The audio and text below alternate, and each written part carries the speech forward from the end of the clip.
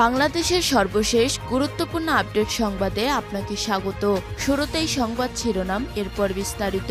শুরুতেই জানিয়ে দিব, গাজীপুর জেলা কারাগারে শ্রমিক লীগ নেতার মৃত্যু। গাজীপুর জেলা কারাগারে বন্দী এক শ্রমিক লীগ নেতার মৃত্যু হয়েছে। ওই বন্দীর নাম শেখ জহিরুল ইসলাম। তিনি উপজেলা মাওনা ইউনিয়নের সিংদিঘি গ্রামের মজিবুর রহমানের ছেলে। তিনি শ্রীপুর উপজেলা শ্রমিক লীগের সাধারণ সম্পাদক ছিলেন। এরপর জানিয়ে দিব, বিএনপির দু গ্রুপের মধ্যে সংঘর্ষ চলছে। গোপালগঞ্জের মকসিদপুরে আধিপত্য বিস্তার ও পোস্টার লাগানোকে কেন্দ্র করে কেন্দ্রীয় বিএনপি সহ সাংগঠনিক সম্পাদক সেলিমুজ্জামান সেলিম ও নির্বাহী কমিটির সহ আইন বিষয়ক সম্পাদক সৈয়দ জয়নুল আবেদিন মিসবাহ এর সমর্থকদের মধ্যে সংঘর্ষ চলছে।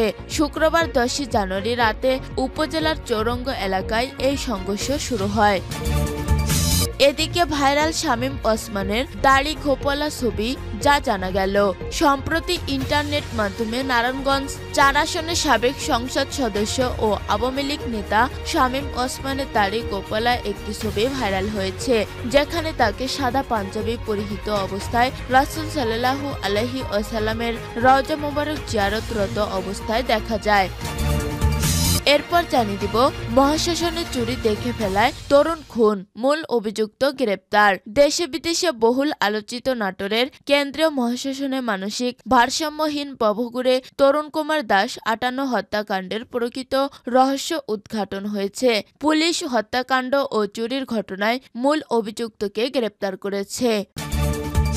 এদিকে অস্ত্রসহ আসিফ ইকবাল আটক, জানা গেল রাজনৈতিক পরিচয়। কুমিল্লার 14 গ্রাম সেনাবাহিনীর অভিযানে অস্ত্রসহ এক ছাত্রদল কর্মীকে আটক করা হয়েছে।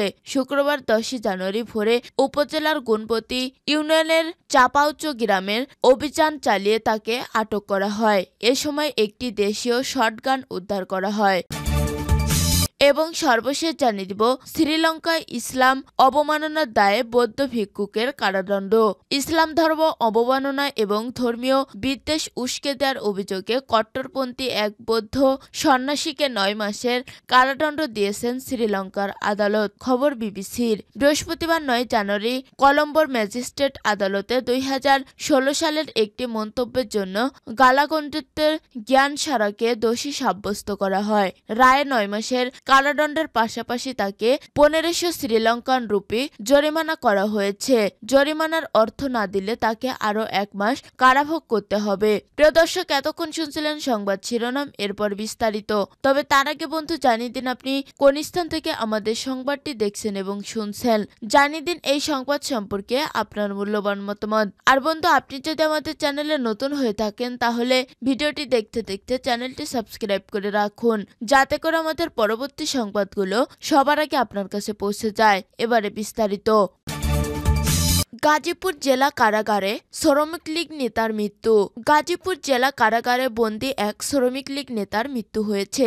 ওই বন্দীর নাম শেখ জহিরুল ইসলাম। তিনি উপজেলা মাওনা ইউনিয়নের সিংদিঘি গ্রামের মজিবুর রহমানের ছেলে। তিনি শ্রীপুর উপজেলা শ্রমিক লীগের সাধারণ সম্পাদক ছিলেন। শুক্রবার বিকেলে হৃদরোগে আক্রান্ত হয়ে তিনি মৃত্যুবরণ করেন। গাজীপুর জেলা কারাগারে জেলার মোহাম্মদ রফিকুল কাদের বিষয়টি নিশ্চিত করেছেন। শ্রমিক লীগ নেতা শেখ জহিরুল ইসলাম গত 9 আগস্ট শ্রীপুর থানায় দায়ের হওয়া একটি মামলায় গত 5 ডিসেম্বর গ্রেপ্তার হয়ে ওই কারাগারে বন্দী ছিলেন। গাজীপুর জেলা কারাগারের জেলার মোহাম্মদ রফিকুল কাদের বলেন, তিনি ডায়াবেটিস সহ হৃদরোগে আক্রান্ত ছিলেন। শুক্রবার বিকেল 4:20 দিকে কারাগারের ভিতর জহির বুকে ব্যথা অনুভব করে। তার অসুস্থতার কথা আমাদের জানালে তাকে তাৎক্ষণিকভাবে কারাগারে হাসপাতালে ভর্তি করা হয়। সেখানে তার অবস্থা দেখে উন্নত চিকিৎসার জন্য কারাগার থেকে একটি হুইল চেয়ারে বসে গাড়িতে তুলে শহীদ তাজউদ্দিন আহমেদ মেডিকেল কলেজ হাসপাতালে নেওয়া হয়। পরে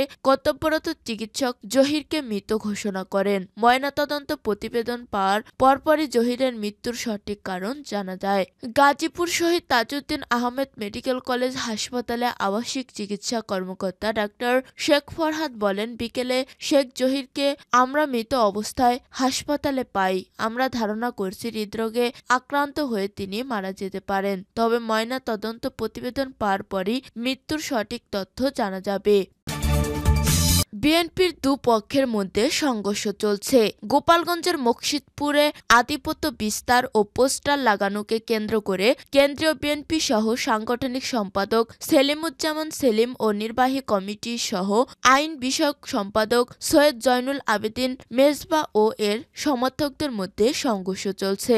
শুক্রবার 10 জানুয়ারি রাতে উপজেলার চৌরঙ্গ এলাকায় এই সংঘর্ষ শুরু হয়। বিষয়টি নিশ্চিত করেছেন মকসিদপুর থানার ভারপ্রাপ্ত কর্মকর্তা ওসি তদন্ত শীতল চন্দ্র পাল। তিনি জানান, মকসিদপুরে আধিপত্য বিস্তার নিয়ে কেন্দ্রীয় বিএনপির সহ সাংগঠনিক সম্পাদক সেলিমুজ্জামান সেলিম ও নির্বাহী কমিটির সহ আইন বিষয়ক সম্পাদক সৈয়দ জয়নুল আবেদিন মেজবার সমর্থকদের মধ্যে দীর্ঘদিন ধরে বিরোধ চলছিল। এ নিয়ে দুই পক্ষেই একে অপরের বিরুদ্ধে দোষারোপ করে আসছিল। তিনি আরও জানান, আজ রাতে উপজেলার স্থানীয় চৌরঙ্গ মেরে পোস্টার লাগানো নিয়ে দুপক্ষের মধ্যে কথা কাটাকাটি ও ধাওয়ার ঘটনা ঘটে এবং লাঠি ও দেশীয় অস্ত্র নিয়ে সংঘর্ষ জড়িয়ে পড়ে। এ সময় উভয় পক্ষ একে অপরের দিকে ইটপাটকেল নিক্ষেপ করলে পুরো এলাকা জুড়ে রণক্ষেত্রে পরিণত হয়। এ ঘটনায় এখন পর্যন্ত দুপক্ষের অন্তত 30 জন সমর্থক আহত হওয়ার খবর পাওয়া গেছে। এ সময় অন্তত 15টি দোকানে হামলা চালিয়ে ভাঙচুর করা হয়। পরে খবর পেয়ে মকসিদপুর থানা পুলিশ ঘটনাস্থলে গিয়ে সংঘর্ষ থামানোর চেষ্টা করছে। তবে এই রিপোর্ট লেখা পর্যন্ত অর্থাৎ রাত 9টা এখনো সংঘর্ষ চলছে। ভাইরাল শামীম ওসমানের দাড়ি গোফওয়ালা ছবি, যা জানা গেল। সম্প্রতি ইন্টারনেট মাধ্যমে নারায়ণগঞ্জ 4 আসনের সাবেক সংসদ সদস্য ও আওয়ামী লীগ নেতা শামীম ওসমানের দাড়ি গোফওয়ালা একটি ছবি ভাইরাল হয়েছে, যেখানে তাকে সাদা পাঞ্জাবি পরিহিত অবস্থায় রাসূল সাল্লাল্লাহু আলাইহি ওয়াসাল্লামের রওজা মোবারক জিয়ারত সহ অবস্থায় দেখা যায়। ফেসবুক সহ বিভিন্ন প্ল্যাটফর্মে ছবিটি শামীম ওসমানের হজের ছবি দাবি করে প্রচার করা হচ্ছে। ভিডিও শেয়ারিং প্ল্যাটফর্ম ইউটিউব ছাড়াও টিকটক, এক্সেও একই দাবিতে ছবিটি প্রচার করা হয়েছে। তবে রিউমার স্ক্যানার টিমের অনুসন্ধানে জানা গেছে, ভাইরাল হওয়া ছবিটি শামীম ওসমানের আসল ছবি নয়। 2022 সালে শামীম ওসমানের মদিনায় হযরত মুহাম্মদ সাল্লাল্লাহু আলাইহি ওয়াসাল্লামের রওজা মোবারক জিয়ারতের সময়ের ছবিতে ডিজিটাল প্রযুক্তির সহায়তায় দাড়ি খোপ যুক্ত করে সম্প্রতি সেটি ইন্টারনেট মাধ্যমে প্রচার করা হয়েছে।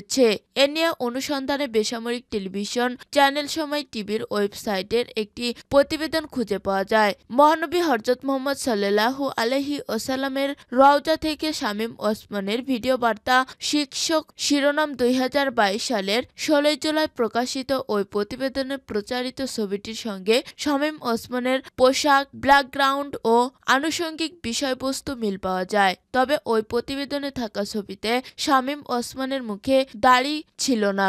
প্রকাশিত ওই প্রতিবেদন থেকে জানা যায়, 2022 সালের জুলাই শামীম ওসমান মহানবী হযরত মুহাম্মদ সাল্লাল্লাহু আলাইহি ওয়াসাল্লামের রওজা মোবারক জিয়ারত করেন। ওই সময় মদিনায় পৌঁছে তিনি মহানবী হযরত মুহাম্মদ সাল্লাল্লাহু আলাইহি ওয়াসাল্লামের রওজা মোবারক জিয়ারতের পর একটি ক্ষুদ্র ভিডিও বার্তা দেন। পাশাপাশি সে সময় তিনি বাংলাদেশ সহ বিশ্বের সব মানুষের জন্য দোয়া প্রার্থনা করেন। ওই সময় চ্যানেল 24 এর ইউটিউব চ্যানেলে মহানবী হযরত মুহাম্মদ সাল্লাল্লাহু আলাইহি ওয়াসাল্লামের রওজা থেকে শামীম ওসমানের ভিডিও বার্তা শীর্ষক শিরোনাম ভিডিও প্রচার করা হয়েছিল।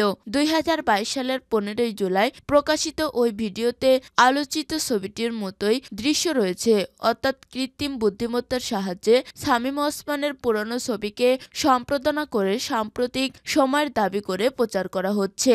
ছাত্র জনতার গণ অভ্যুত্থানে 2024 সালের আগস্টে আওয়ামী লীগ সরকারের পতনের পর অন্যান্য নেতাকর্মীদের মতো আত্মগোপনে চলে যান শামীম ওসমান। এরপর থেকে তার অবস্থান নিয়ে সুনির্দিষ্ট কোনো তথ্য নির্ভরযোগ্য সূত্র বা গণমাধ্যম পাওয়া যায়নি। সুতরাং 2022 সালে মদিনায় শামীম ওসমানের একটি ভিডিও থেকে তার ছবি নিয়ে সেটিতে দাড়িকোপ যুক্ত করে সাম্প্রতিক সময়ে দাবি করে ইন্টারনেটের প্রচার করা ছবিটি সম্পাদিত। মহাশ্মশানে চুরি দেখে ফেলায় তরুণ খুন, মূল অভিযুক্ত গ্রেপ্তার।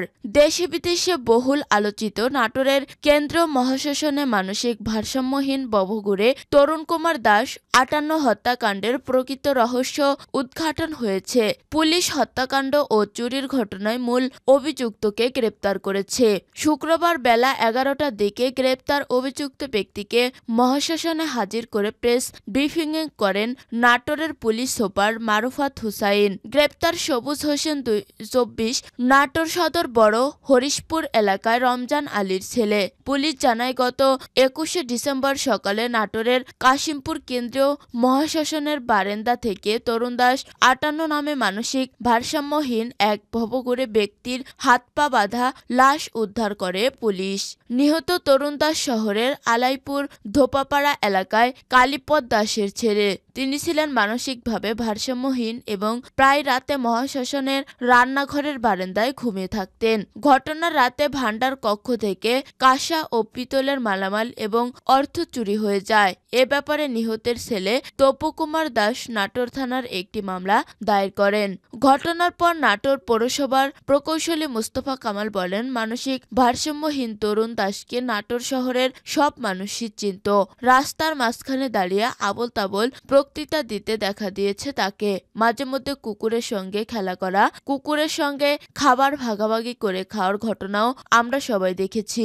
তিনি বলেন, হত্যাকাণ্ডের পরে কয়েকটি গণমাধ্যম এবং সামাজিক যোগাযোগ মাধ্যমে তরুণকে শ্মশানের পাহারাদার, আবার কেউ কেউ সেবায়েত ও পুরোহিত হিসেবে উল্লেখ করেছেন। এ ঘটনার পর দেশে বিদেশে মন্দিরে পুরোহিত, সেবায়েত, কোথাও আবার মন্দিরের নিরাপত্তা কর্মী খুন হয়েছে বলে প্রচারণা তোলপাড় সৃষ্টি হয়। সবুজ বিদেশে পালিয়ে যাওয়ার জন্য পাসপোর্ট তৈরির চেষ্টা শুরু করে। বৃহস্পতিবার চট্টগ্রাম থেকে তাকে গ্রেপ্তার করে পুলিশ। ঘটনার সময় সবুজের সঙ্গে থাকা অন্যদের গ্রেপ্তারের অভিযান চলছে বলে জানান পুলিশ সুপার। প্রেস ব্রিফিংয়ে অতিরিক্ত পুলিশ সুপার প্রশাসন ও অর্থ মন্ত্রণালয় মোহাম্মদ শফিকুর ইসলাম, নাটোর সার্কেলের অতিরিক্ত পুলিশ সুপার মোহাম্মদ শারমিন নেলি এবং নাটোর থানার ওসি মাহবুবুর রহমান উপস্থিত ছিলেন।